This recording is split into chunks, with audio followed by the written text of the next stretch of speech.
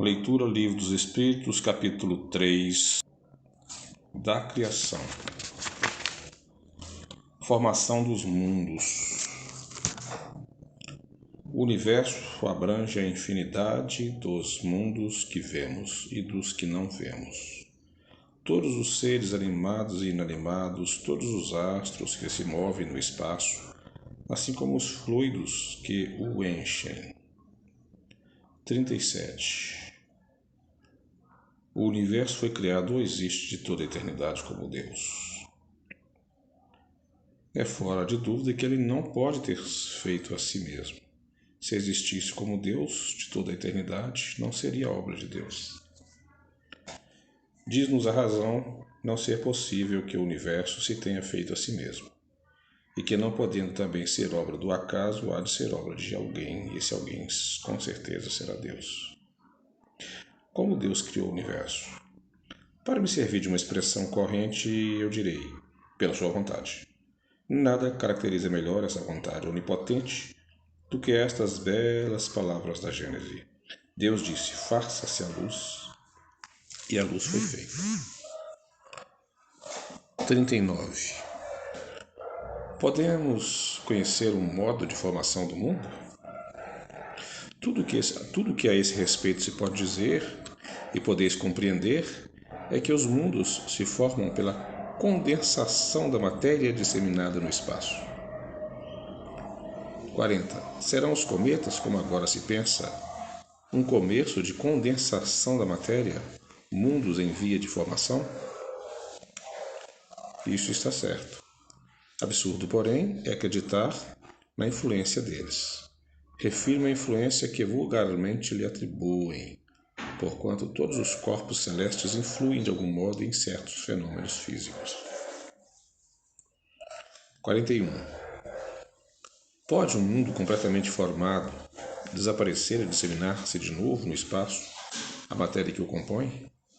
Sim, Deus renova os mundos como renova os seres vivos. 42. Pode-se conhecer o tempo que dura a formação dos mundos da Terra, por exemplo? Nada te posso dizer a respeito, porque só o Criador o sabe, e bem louco será quem pretenda sabê-lo, ou conhecer que número de séculos dura essa formação. Formação dos seres vivos. 43. Quando começou a Terra a ser povoada? No começo tudo era caos. Os elementos estavam em confusão. Pouco a pouco, cada coisa tomou seu lugar. Apareceram então seres vivos apropriados ao estado do globo. 44. De onde vieram para a Terra os seres vivos? A Terra lhes continha os germens, que aguardavam o momento favorável para se desenvolverem. Os princípios orgânicos se congregaram desde que cessou a atuação da força que os mantinha afastados, e formaram os germens de todos os seres vivos. Estes germens permaneceram em estado latente de inércia, como a crisálida e as sementes das plantas, até o momento propício ao surto de cada espécie. Os seres de cada uma destas se reuniram então e se multiplicaram. 45. Onde estavam os elementos orgânicos antes da formação da Terra? Achavam, por assim dizer, em estado de fluido no espaço, no meio dos espíritos, ou em outros planetas, à espera da criação da Terra, para começarem existência nova em novo globo. A química nos mostra as moléculas dos corpos inorgânicos unindo-se para formarem cristais de uma regularidade constante, conforme cada espécie, desde que se encontre nas condições precisas. A menor perturbação nessas condições basta para impedir a reunião dos elementos ou pelo menos para obstar a disposição regular que constitui a cristal, porque não se daria o mesmo com os elementos orgânicos. Durante anos se conservam germens de plantas e de animais que não se desenvolvem senão a uma certa temperatura e em meios apropriados. Tem-se visto grãos de trigo germinarem depois de séculos. Há, pois, nesses germes um princípio latente de vitalidade, que apenas espera uma circunstância favorável para se desenvolver.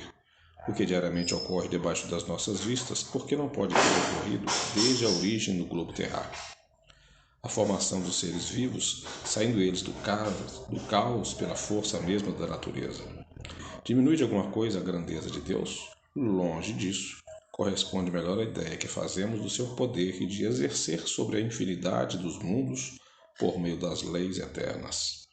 Esta teoria não resolve em verdade a questão das origens dos elementos vitais, mas Deus tem seus mistérios e pôs limite às nossas investigações.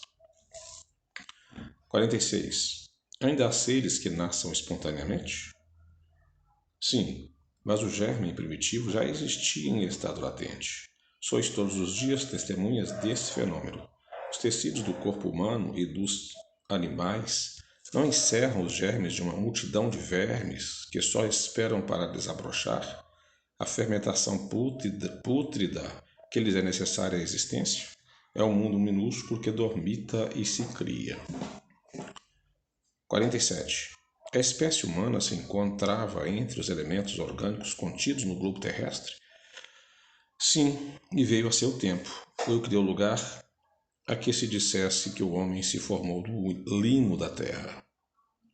48. Podemos conhecer a época do aparecimento do homem e dos outros seres vivos na terra? Não. Todos os vossos cálculos são quiméricos. 49.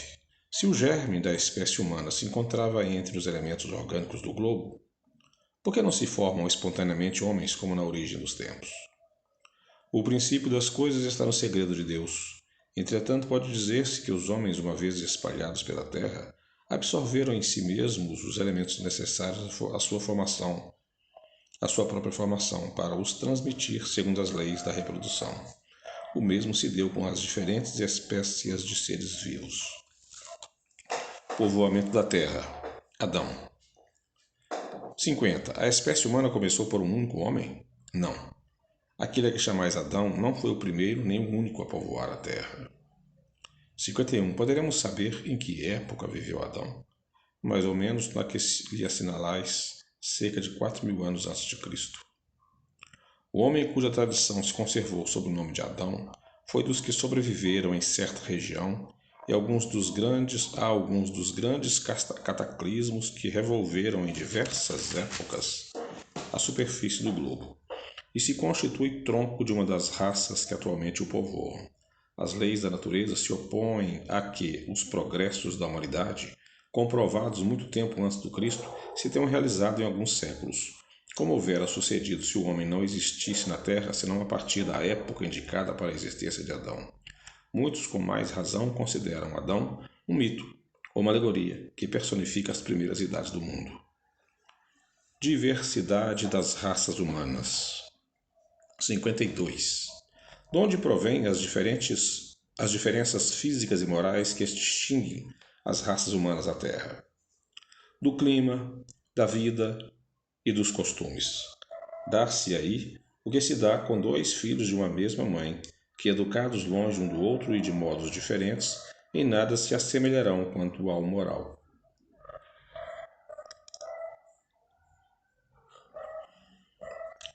53. O homem surgiu em muitos pontos do globo? Sim, e em épocas várias, o que também constitui uma das causas da diversidade das raças. Depois, dispersando-se os homens por climas diversos e aliando-se os de uma a outras raças, novos tipos se formaram. 53a. Estas diferenças constituem espécies distintas? Certamente que não. Todos são da mesma família. Porventura, as múltiplas variedades de um mesmo fruto são motivo para que elas deixem de formar uma só espécie. 54. Pelo fato de não proceder de um só indivíduo, a espécie humana deve o homem deixar de considerar-se irmãos? Todos os homens são irmãos em Deus, porque são animados pelo Espírito e tendem para o mesmo fim. Estais sempre inclinados a tomar as palavras de sua significação literal.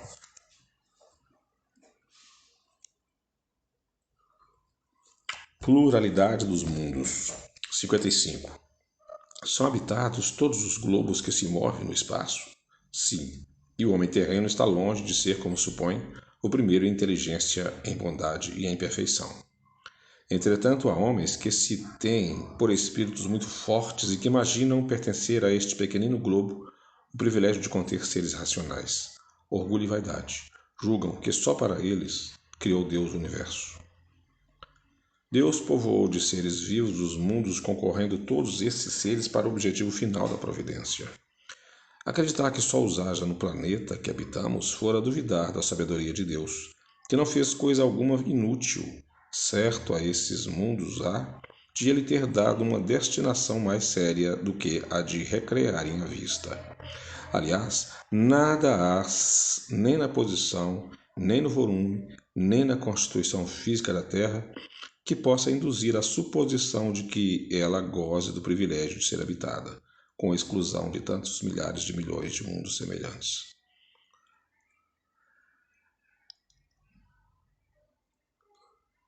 56. É a mesma a constituição física dos diferentes globos? Não, de modo algum se assemelham. 57. Não sendo uma só para todos a constituição física dos mundos, seguir-se-á tem a organização diferente os seres que os habitam? Sem dúvida. Do mesmo modo que no vosso os peixes são feitos para viver na água e os pássaros no ar. 58. Os mundos mais afastados do Sol estarão privados de luz e calor por motivo de esses astros se lhe mostrar apenas com a aparência de uma estrela?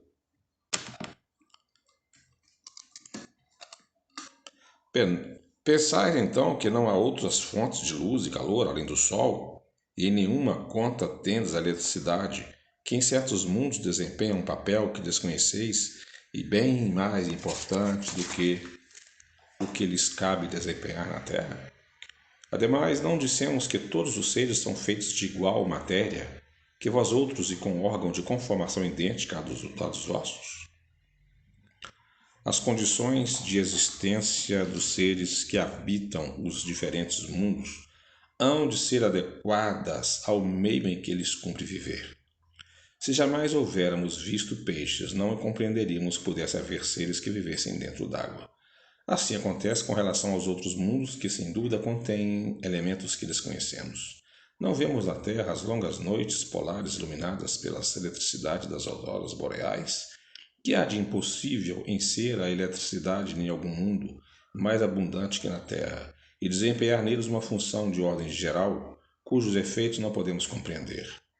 Bem, pode suceder, portanto, que esses mundos tragam em si mesmos as fontes de calor e de luz necessárias aos seus habitantes.